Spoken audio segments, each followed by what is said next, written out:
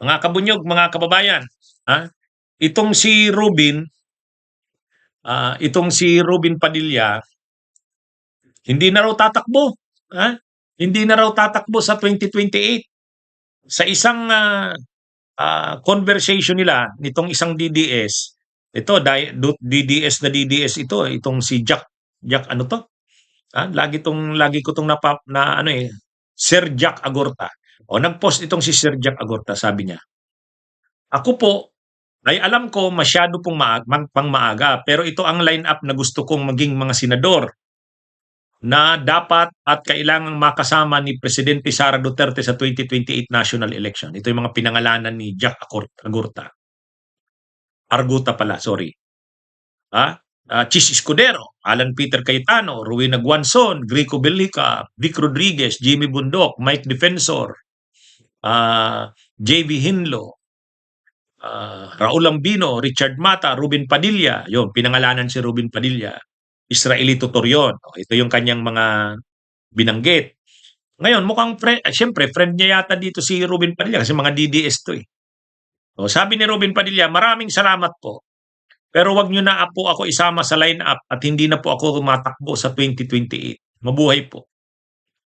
Sinagot naman siya ni Jack Arguta, "Ruben Padilla Idol, baka pwede kang mag-vice presidente kay Presidente Sara Duterte. Kailangan ka po ng taong bayan, please." Ito yon. So ito yung post ni actually lumabas lang yung gano'n na hindi na siya tatakbo sa 2028. Sagot niya doon sa DDS na si Jack Arguta. Itong si Jack Arguta, nagpo-float siya ng mga pangalan. O ngayon, totoo kaya yan na hindi natatakbo si Robin Padilla? Pwede. Anong take ko diyan? Pwede. Pwede talagang hindi natatakbo yan. Siguro nahiya na rin. Siguro nahiya na rin si Robin Padilla. Wala siyang nagawa. Wala siyang nagawa. Siguro naman na-realize niya sa Senado na hindi sasapat yung sikat ka. Okay, mananalo ka sa Senado na sikat ka. Sa kasikatan mo mananalo ka, artista ka eh. Ang mga botante naman bumubuto kung kaninong sikat. Kaya lang once na nandun ka na, ayun, makikita na ngayon, wala kang nagagawa. Wala kang magagawa. Sa mga diskusyon, wala. Nakakahiya itong si Ruben Padilla. Mabuti na si Lito Lapid, tanggap niya na yan. Hindi na lang siya umiimik. Wala siyang sinasabi, wala rin ginagawa. Sanay na dyan si Lito Lapid. Pero si Ruben Padilla, siyempre pinapakita niya na may masasabi siya, o kaya lang yung mga sinasabi niya, may masabi lang. Nakakahiya.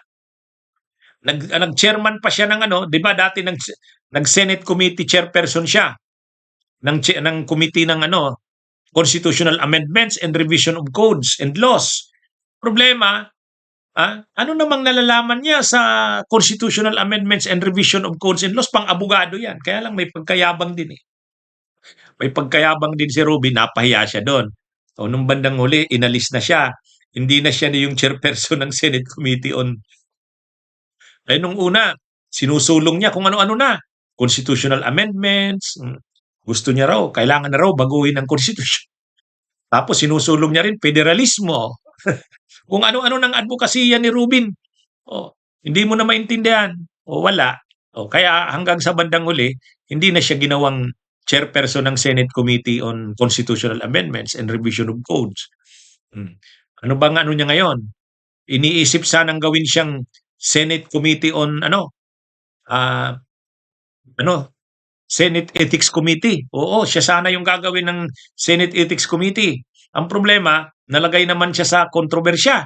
Kasi yung isa sa kanyang mga staff, si Nadia Montenegro, na-involve sa issue ng drugs, doon sa nagmamariwana yata doon sa loob ng Senado. Yun, napahiya na naman siya. So ngayon, ano bang committee hawak ni Rubin? Public information. Oo. Public information yung hawak niya. Napahiya na naman siya ngayon diyan. Doon naman kay Yussi Claire Castro. Kasi ang ginawa naman ni Rubin, may plinay siyang audio recording. Sabi niya nag-uusap yung isa doon at isang vlogger daw 'yon. Oh, sabi niya si Yussi Claire Castro 'yon, ay hindi naman pala. So, 'di fake news. Tapos pinangaralan siya ni ano, pinangalanan siya ni Loren Legarda, pinangaralan din siya ni Tito Soto, ni Senate President Soto. Eh dapat kasi binigay mo muna yan sa NBI. Pina-confirm mo muna kung sino ba yung mga nag-uusap na yan dyan. Nilektorahan si Rubin. Napahiya na naman si Rubin. Napikon siya ngayon kay Yussi Claire Castro. Sabi niya kay Yussi Claire Castro, "Wag mo akong pagturuan." Sabi niya. Hmm? Wag mo akong paandaran ng mga pasakalye mo. Medyo napikon na si Rubin eh. Kaya lang nakikita ni Rubin, lagi siyang napapahiya eh. Siguro nahiya na rin ngayon. Ayaw niya nang magsenador sa 2028. Kasi tapos na yung term niya sa 2028 eh. Tapos na yung term niya. Kasabay niya sila Chis Escudero, yun, sila Alan Peter Cayetano. Sa 2028 sila. Tapos na. Magre-re-elect sana sila. Kaya lang ang sabi, hindi na daw. Ewan ko kung totoo. O baka naman nag-a-aspire siya ng mataas na posisyon. Baka mag-vice president. Kasi siyempre, ang mga pinagpipilian na magbabayis kay Sara Duterte, pinagpipilian nila yan. Si Bongo, si Amy, si Rubin. Si ano pa nga, si Panelo pa nga, ang tinutulak kung hindi daw si Sara tatakbo, si Rubin. Si Rubin yung gusto nila na magpresidente.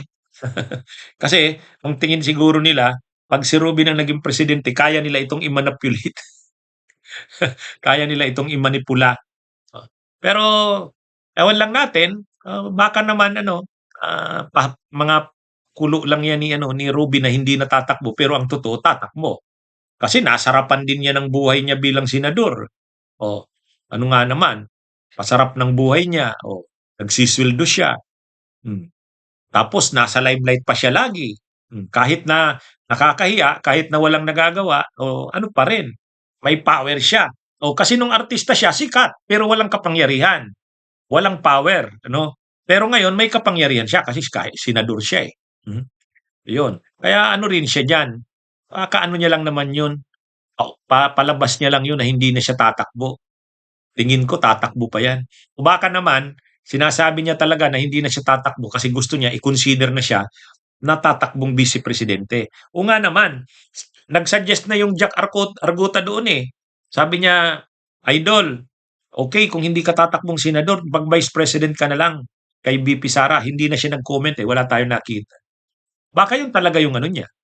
Yan yung gusto niyang kunin na posisyon. Kasi ano eh, ang mga pinagpipilian nga na mag-vice kay Sara, 3 lang naman yan. Si Amy, si Bongo, at saka si Padilla. Ay alam yata ni Rubin Padilla na si Amy, maraming kontra kay Amy. Mga DDS yan, pero kontra sila kay Amy kasi tingin nila kay Amy, Marcos pa rin yan. Si Bongo naman, malakas sana yan, pero ang problema rin kay Bongo, maaaresto na yan ng ICC, so mawawala na yan. So siya na nga, pwede pwedeng yun nga ang dahilan ni Rubin Padilla, kaya sabi niya hindi na siya tatakbong senador, baka vice presidente. Anyway, abangan natin yan. Bunyog, bunyog, halikan na kasama ka. Bunyog, kapag buklod ay may pag-asa. Luzon, Visayas, Mindanao, isa ang pananaw. Sa bagong Pilipinas ang bunyog isisigaw. Bunyog.